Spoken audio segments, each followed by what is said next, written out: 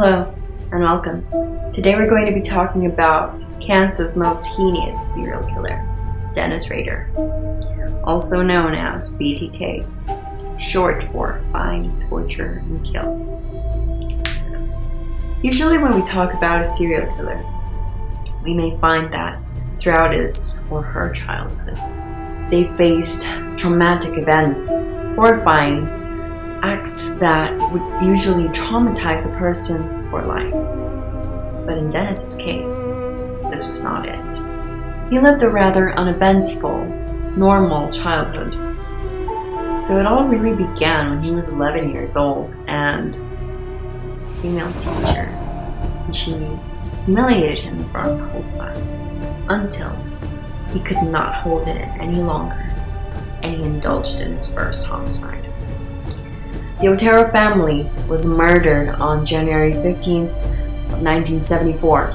So he's the type of man that you would be driving down the street and you would see and think, you're next. He went around the house, cut the telephone lines. He did this all the time and throughout all of his murders, this was the tactic.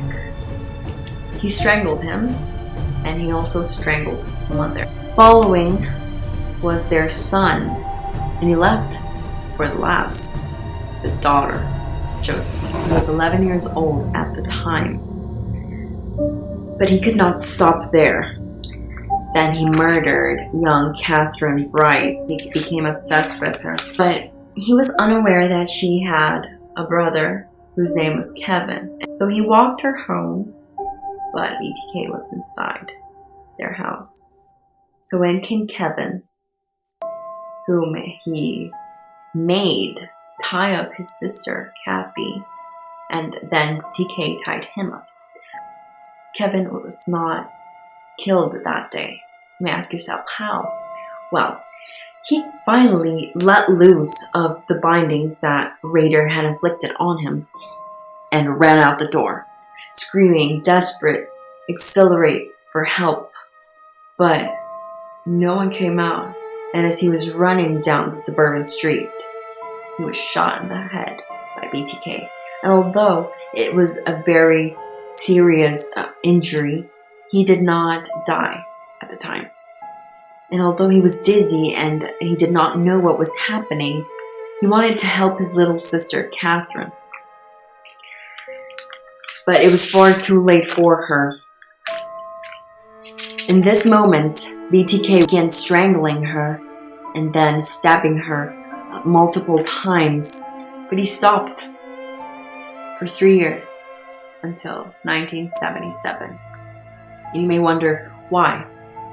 So there was a group of 3 men that were being given credit for the Otero family slaughter, but he was not very content with this. He wanted to be the sole person who was gaining attention from this, who was being given credit. Striking again, murdering 26 years old Shirley Bryan. On March 17 of 1977, had a child, and he tied her up, did exactly the same thing that he usually did, put a bag over her head, suffocated her, indulged in pleasure with her. And although police did not connect the Otero family murders to Shirley's murder because they were not yet clear that they were facing a serial killer, he did all of these vile acts in front of her young son, who later testified against him.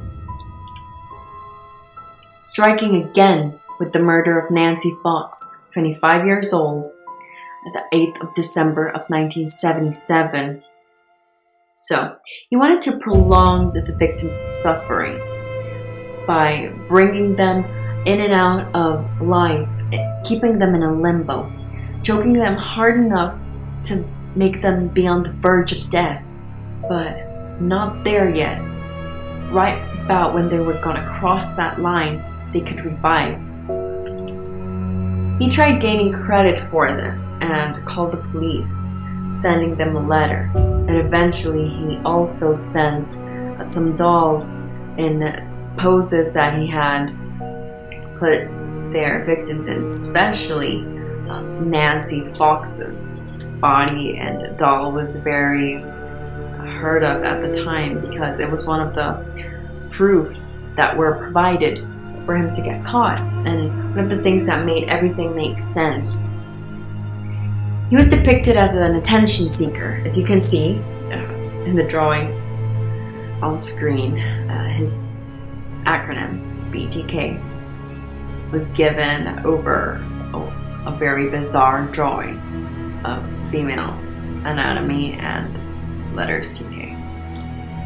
But he waited after he murdered Nancy Fox 7 years to strike again. And in this time, he became a uni student and he began studying criminal justice to perfect his serial killer trait. How to not get caught, finding ways that other serial killers had messed up so that he would not do that.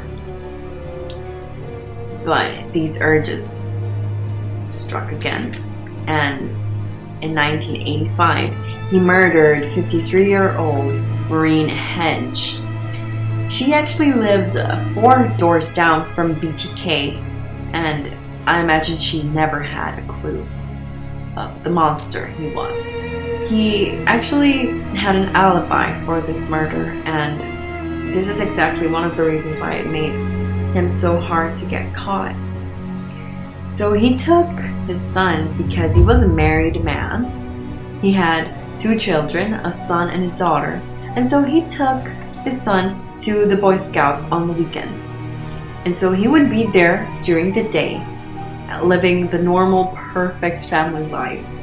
But around 1 a.m., he snuck out and murdered a woman in cold blood, and then came back as if nothing had happened. So he tied her up, bound her, gagged her, and killed her on the spot. He then moved her to the trunk of his car and took her to Christ Lutheran Church, where he was president, and she was a very respected member of the community. Since she was a deacon there, he took her to the choir basement and took some pictures. There's actually evidence online of this, of her dead body, and then he just simply came back after he did all that and continued his Boy Scout routine. Following was the murder of Vicky Wegerle. It was very sad because when Dennis Rader was in the Boy Scout camp, he would go to a forest and indulge in autoerotica.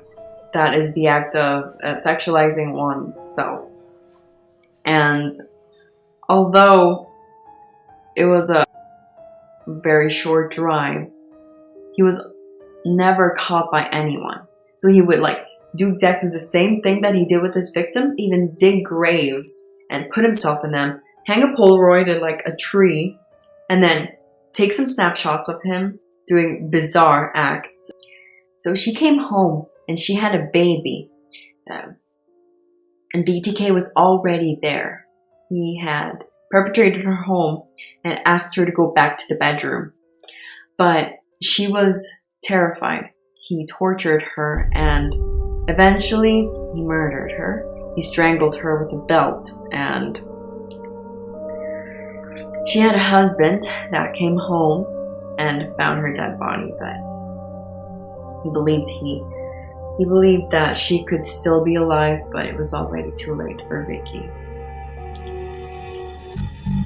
A couple of years went by, and in 1991, Dolores Davis was murdered by BTK at 62 years old on January 19. He tied her up and eventually strangled her too. But it was a little bit more complicated during this time because BTK had dropped out of the public eye, but it was not out of fear. It was out of preparation skills. And he became a compliance officer. So he became a figure of authority in the Kansas, Wichita community, which is even more terrifying because someone this sick should not be given so much power. was. So he resurfaces in 2004. He had been inactive for a couple of years and believed it was time to have his fun with the police. And so it began a scavenger hunt.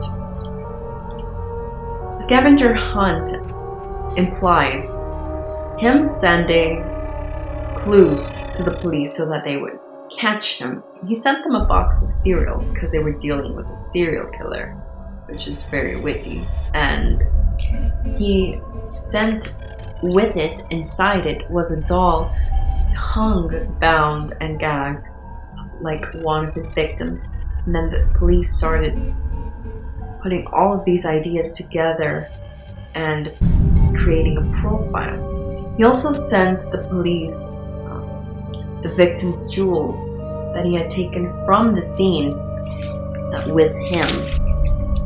2 months after the murder of Nancy Fox, he sent a letter as well to ABC television productions explaining in gruesome detail how he murdered her until his sick and twisted game came to an end. 2005, BTK is caught. He's arrested. So he sent a disc to the police. Clearly, Dennis was not very familiarized with technology and just did not believe that he would get caught through a disc. But in this disc, found in one of the files the name Dennis and the last person that had logged into these accounts, and eventually led up to Dennis Rader. As we can see on screen, we have a very bizarre image.